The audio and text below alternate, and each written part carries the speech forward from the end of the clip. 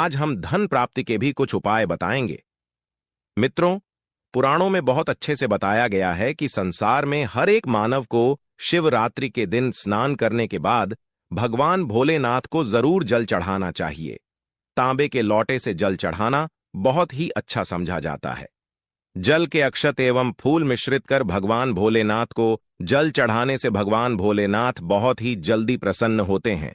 जल को चढ़ाते समय शिव जी के मंत्र ओम नमः शिवाय का जाप भी करना चाहिए। दोस्तों, अगर हम भोलेनाथ को जल देते समय कुछ विशेष बातों का ध्यान रखें तो हमारे जीवन की बहुत सारी परेशानियों से हमें स्वतः ही छुटकारा मिल जाता है। भोलेनाथ को जल अर्पित करना बहुत आवश्यक है। मतलब जब हम प्रातःकाल उठते हैं, सबसे पहले भोलेनाथ का दर्शन करना चाहिए। आप बिना स्नान किए भी मात्र भोलेनाथ का दर्शन करें। जहां से भी आपके घर के पास से भोलेनाथ का मंदिर दिखाई दे रहे, तो आप बालकनी से या छत से जाकर भोलेनाथ को देखें, उन्हें प्रणाम करें। उगते हुए सूर्य के दर्शन करने से, उनको प्रणाम करने से, नमस्कार करने से आपके जीवन की बहुत सारी परेशानियों से आपको मुक्ति मिल जाती है और आपको जल जरूर अर्पित करना चाहिए। परंतु जल अर्पित करने से पहले स्नान करना आवश्यक है। जल कैसे अर्पित करना चाहिए जिससे कि आपके जीवन की तमाम तरह की परेशानियों से आपको मुक्ति मिल जाए। अगर आपके विवाह में कोई बाधा आ रही है, मन चाहा विवाह चाहते हैं, चाहा जीवन साथी चाहते हैं, कर्ज में गिरे हुए हो, धन का अभाव है, व्यापार आपका नहीं चल रहा है, या फिर आपकी संतान प्राप्ति में बाधा है, किसी भी तरह की आपकी कोई परेशानी है, अगर आप भोलेनाथ को जल अर्पित करते समय कुछ विशेष बातों का ध्यान रखें तो बहुत ही जल्द आपकी परेशानी से आपको छुटकारा मिलता है। भोलेनाथ को जल अर्पित करने से सरकारी नौकरी में आ रही बाधाएं दूर होती हैं।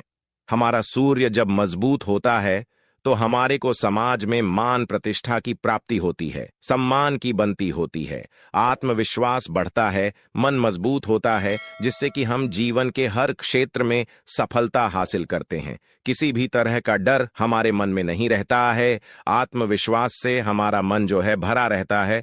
भोलेनाथ को जल अर्पित करना बहुत ही आवश्यक है।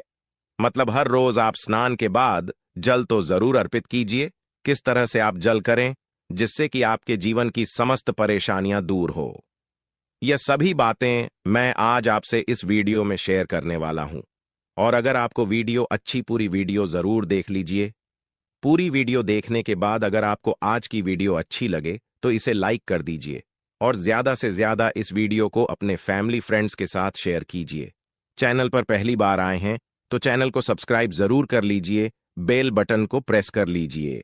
इससे यह होगा कि इस तरह की सभी वीडियोस की नोटिफिकेशन आपको सबसे पहले मिलेगी। अब बात करते हैं कि भोलेनाथ को जल अर्पित करते समय हमें किन बातों का विशेष रूप से ध्यान रखना चाहिए। जोग भविष्य पुराण के अनुसार भोलेनाथ को जल चढ़ाते समय कुछ खास का ध्यान रखना चाहिए। तो कौन सी है वह बातें जिससे कि ध्यान अगर हम रखेंगे तो भोलेनाथ की कृपा हमें बहुत ही जल्द मिल जाती है। सबसे पहले अगर आपको भोलेनाथ को शिवरात्रि के दिन जल चढ़ाना है, जो कि आपको तो प्रातःकाल जल्दी उठना चाहिए। जल्दी मतलब सूर्योदय से पहले उठ जाए। सूर्य के निकलने से पहले हमें उठ जाना चाहिए। और सूर्य के निकलने के बाद अगर हम उठते हैं, सूर्योदय के बाद अगर हम उठते हैं तो हमारा सूर्य वैसे भी खराब हो जाता है और आपको अशुभ फल देने लग जाता है। तो इसीलिए सूर्योदय से पहले उठे, उठकर स्नान इत्यादि कर ले। उसके बाद आपको भोलेनाथ को जल देना है। साफ स्वच्छ वस्त्र धारण करके जहां भी शिव जी का मंदिर हो, शिवलिंग हो, वहां आपको एक लोटा जल चढ़ाना चाहिए। अच्छा, अगर आपके आसपास कोई मंदिर नहीं है तो आप घर पर शिवलिंग होगी, वहां पर आप शिवरात्रि के दिन एक लोटा जल जरूर चढ़ाए। आप बिल्कुल अपने कमरे में बैठकर ही भोलेनाथ की आराधना करें, उनको स्मरण करें, उनके मंत्र का जाप करें, शिव चालीसा का पाठ करें और भोलेनाथ को जल भी आप अपने कमरे में ही शिवलिंग को किसी भी पात्र में रखकर दे सकते हैं। और उसके बाद उस पात्र का जल उठाकर आप किसी गमले में डाल दीजिए। तुलसी के गमले में नहीं डालना है, इस बात का आपको ध्यान रखना है।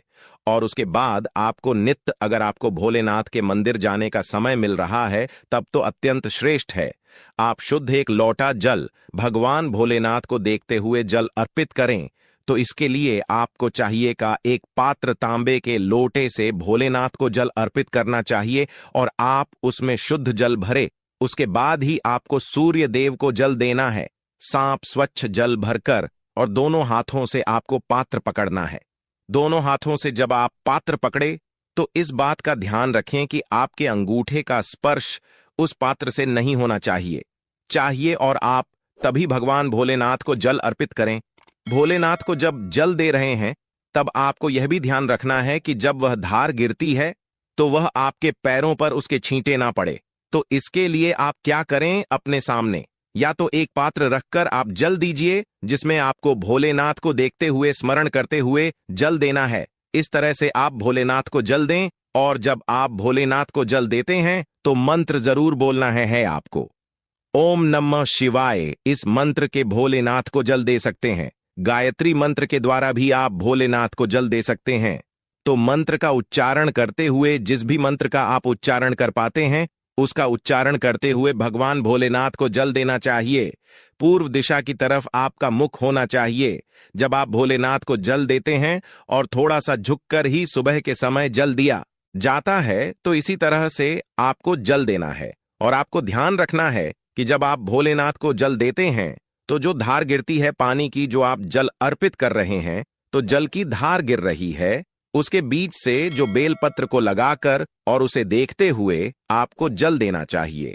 जल देने के बाद आपको परिक्रमा अवश्य करनी चाहिए। जब भी आप भोलेनाथ को जल अर्पित करते हैं उसके बाद आपको परिक्रमा करनी है। आप चाहे तो एक परिक्रमा कर सकते हैं, चाहे तो 3 परिक्रमा कर सकते हैं। भगवान शिव जी का स्मरण करते हुए जिस जगह पर खड़े हैं आप उसी जगह पर आपको 1 बार या 3 बार प्रदक्षिणा करनी है, परिक्रमा करनी है। ऐसा कहता है भविष्य पुराण भोलेनाथ का ध्यान करते हुए अगर परिक्रमा की जाए अर्घ्य देने के बाद तो समस्त तरह की परेशानियां दूर हो जाती हैं और सभी तरह की इच्छाएं भगवान भोलेनाथ उस व्यक्ति की पूर्ण करते हैं जो भोलेनाथ को जल अर्पित करने के बाद परिक्रमा करता है। तो इस तरह से आपको ध्यान रखना है, जल देते समय बहुत ही सावधानी से आपको भोलेनाथ को जल देना चाहिए और आपको ध्यान रखना है कि आप सुबह सूर्योदय से पहले उठ जाएं और स्नान करने के बाद भोलेनाथ की शिवलिंग को जल दें तो श्रेष्ठ रहेगा। और जब आप जल चढ़ा रहे हो पैरों में जूते चप्पल नहीं होने चाहिए। जल चढ़ाते वक्त आपको ध्यान रखना है कि वह पानी जो उसका स्पर्श आपके पैरों में ना हो, और जब आप जल चढ़ा लेते हैं तो उस जल का स्पर्श मतलब जो जल आपने चढ़ाया है नीचे शिवलिंग से, वहां से आपको अपनी 2 उंगलियों से जल लेना है और अपने मस्तक पर, अपने हृदय पर लगाना है। इस तरह से आपको देवों के देव महादेव को जल अर्पित करना है। अब बात करते हैं कि अगर आप धन प्राप्ति की कामना रखते हैं तो किस तरह से भोलेनाथ को जल अर्पित करना चाहिए। देखिए, अगर आपकी धन प्राप्ति की कामना है, कर्ज से मुक्त चाहते हैं, व्यापार में आपकी तरक्की नहीं हो रही है, लगातार घाटा होता ही जा रहा है, मतलब आप बहुत अधिक आर्थिक तंगी से परेशान हैं, तो आपको चाहिए कि आप एक तांबे का पात्र ले, आक का पुष्प उसमें डालें और रोली लेनी है। आपको चंदन या रोली उसमें फिर थोड़ा सा अक्षत डाल लीजिए और उसके बाद भगवान भोलेनाथ को देखते हुए ओम नमः शिवाय इस तरह से मंत्र जप करते हुए आप भोलेनाथ को जल दें। इस मंत्र का, जिस भी मंत्र से आप जल, इस मंत्र का यथासंभव आप जप करें। जितना अधिक आप जप करेंगे भोलेनाथ की कृपा आपको उतनी अधिक हासिल होगी और सभी ग्रह मजबूत होंगे तो आपको धन लाभ भी होगा, कर्ज से भी मुक्ति मिलेगी और व्यापार में अगर कोई परेशानी है तो उससे भी आपको मुक्ति मिलती है। दोस्तों, यह कर्ज से मुक्ति का धन लाभ का सर्वश्रेष्ठ उपाय है, आपको जरूर करना चाहिए। अगर आपके विवाह में किसी तरह की बाधाएं आ रही हैं, मनचाहा जीवन साथी चाहते हैं, तो आपको चाहिए कि आप एक तांबे के पात्र जल लें और उसमें आपको धतूरे का पुष्प डालना है। पीला धतूरे का पुष्प ले सकते हैं आप, और शहद चाहिए और हल्दी का पाउडर।